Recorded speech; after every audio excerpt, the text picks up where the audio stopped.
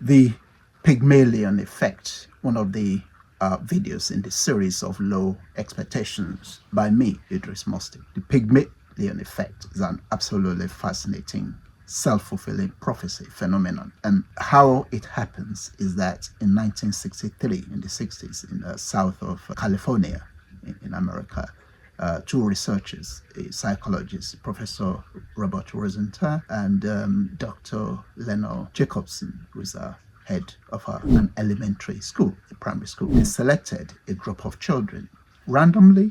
These children are not particularly bright or dull, they're just average students. They did a test for them. Actually, they didn't mark the test. I think they didn't mark the test first. What they did was they just gave the name of those students to the teachers and say, look, we've done a test and these students, they've done very well. They are bright, so they are going to do another test in about a year's time. Look after them, and we want to say they are expected to do well in that test, which we're going to be doing in about a year's time. And guess what?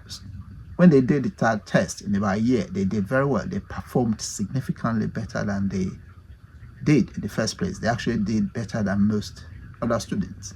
Now, the Pygmalion Effect is a fascinating phenomenon which I allow you to research into. Of course, there are controversies, but at the same time, it's something that I've seen the effect of it in the last 30 years in which I've been teaching in the British education system.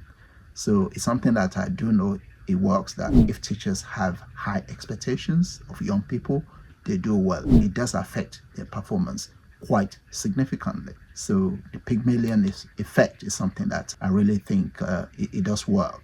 Thank you very much for watching.